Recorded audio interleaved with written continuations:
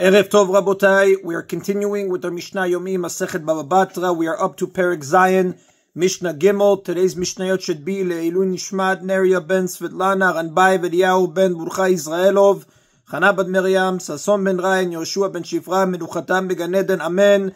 And Abdi ben Chaim Lechaim v'derifua Shalema, Daniel Shalom ben Rosa, Betoch Shachol Israel, and Nachlama Mera ben Amin, Otzion Chai ben Dvorah. The Mishnah teaches the law that applies when a seller makes two statements that contradict each other. Midah bechevel ani mocher lach, if the seller said, I am selling you a bit kul as measured by the line, hen chaser hen yater, a bit less or a bit more, bitel hen chaser hen yater midah bechevel. His second statement of a bit less or a bit more cancels his first statement of as measured by the line. Therefore, a discrepancy of up to 7.5 kav per bit kol is accepted, as in the second case of the previous Mishnah, hen chaser hen yater midah bechevel. And if he made the statements in the reverse order saying, I am selling you a bit kol, a bit less or a bit more as measured by the line, bitel midah bechevel hen chaser hen yater, his second statement of as measured by the line cancels his first statement of a bit less or a bit more, and no discrepancy at all is allowed, as in the first case of the previous Mishnah. And in both cases, we followed the last statement that the seller makes, Divrei ben Nanas.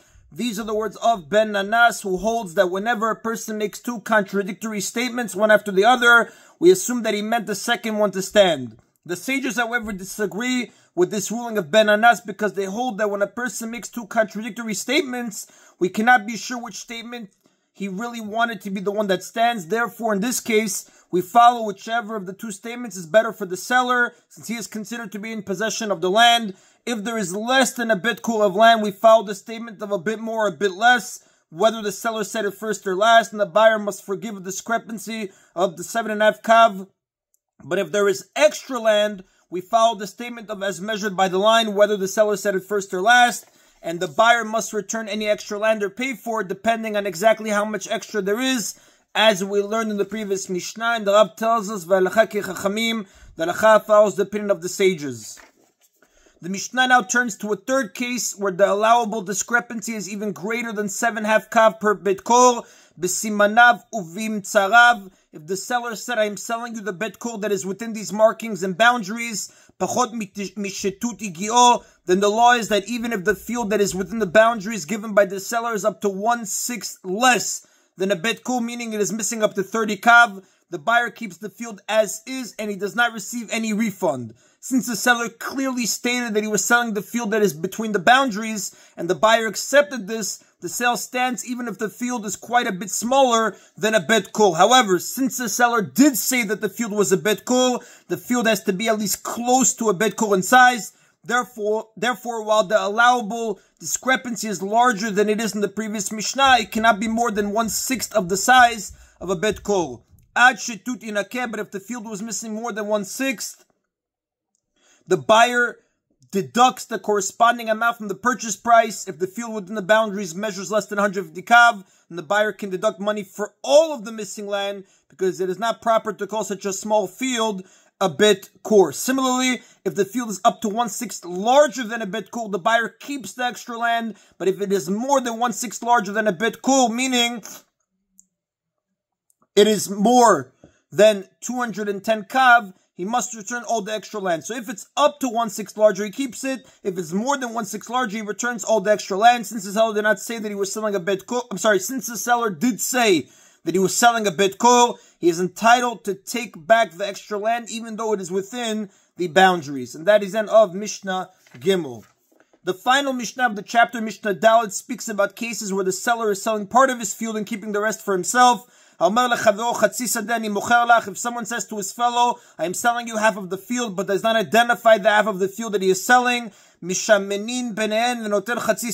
divide the quality between them, meaning we divide the land into two parts that are of equal value, and the seller keeps the half of his field that is of higher quality, while the buyer gets the half of the field that is of poorer quality. The words mishaminin benen are interpreted to mean shumanye benen, the quality of the land lies between them, meaning the seller is entitled to interpret his words in a way that allows him to keep the best part of the field for himself, by explaining that when he said half the field, he meant the value of half the field, and since the seller is in possession of the field, he has the upper hand when it comes to interpreting what he meant to sell. Since the seller did not say which half of the field he was selling, he has the right to explain that he meant to sell a parcel worth half of the value of the field, not half of the size of the field, and he may give the buyer any single piece of the field that is worth half the value of the total field, even if it is of poor quality. Since the seller only has to deliver a parcel that is worth half of the total value of the field, he may choose to keep the finest portion of the field for himself, although the part of the field he gives to the buyer will be equal in value to the part he keeps,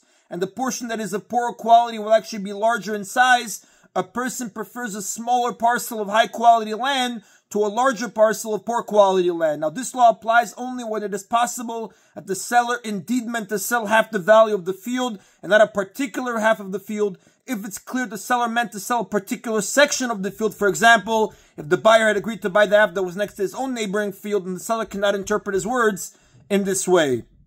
Now, even if the seller seemingly spoke about a specific part of the field, he can still interpret his words as referring to the field's value. If the seller said, I'm selling you half of the field in the south, the seller does not have to give the buyer the southern half of the field, although the simplest way to understand the term, the half of the field in the south, is that it means the actual southern half of the field. The seller has the right to say that he meant a parcel elsewhere in the field that is equivalent in value to the southern half of the field. Rather, in this case too, we divide the land according to value, and the buyer must be given a section that is equal in value to the southern half of his field. We evaluate the worth of the actual southern half of the field, and the seller must give the buyer a piece of the field equal in value to that half, but he may give him land that is located on any side of the field, even if it is not on the southern side, and even if it is of poor quality. The seller can say that he meant to sell a parcel that is equal in value to the southern half of the field and not the actual southern half of the field. In this case too, the seller can keep the finest part of the field for himself, as long as he gives the buyer a piece of land that is worth as much as the southern half of the field. Now, when one buys part of a field, he is responsible to provide land from the portion that he buys for a fence between the two halves of the field, as well as for certain other needs. As we learned in the first chapter, it was common to build 10 tefach fences between fields to keep animals out.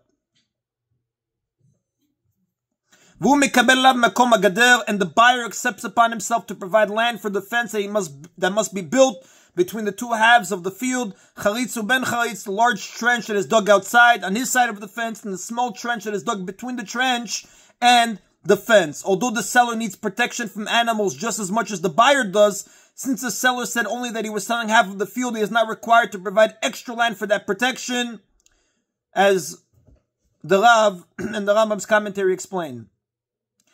The combination of the large trench and the small trench keeps animals far away from the fence so they cannot jump over it and enter the seller's half of the field. If the animals can come all the way to the foot of the fence, they will be able to jump over it. Therefore, trenches are intended to keep the animals farther from the fence. A large trench alone is not enough, as an animal can go down into the trench and jump over the fence from there. And a small trench alone is not enough, because the animal could stand on the far side of a small trench and jump over the fence from there. Therefore, a pair of trenches were used, a smaller one directly outside the fence and a larger one outside the smaller one, with a small area of land, too small for the animal to use as a base for jumping between them. As the diagram brings down, it was about a tefach. So it was it was a small trench that was 3 tefachim wide. It was a tefach worth of regular land, and then a large trench 6 tefachim wide. V'kama charitz, how much land is needed for the large trench? 6 tefachim, 6 tefachim. Uben charitz shlosha, and how much is needed for the small trench? 3 tefachim. Another tefach is needed between the two trenches, so the total amount of land outside the fence that the buyer must provide is 10 tefachim. And that is the Nabotai of today's Mishna Yomi. Baruch Adonai Leolam. Amen v'amen.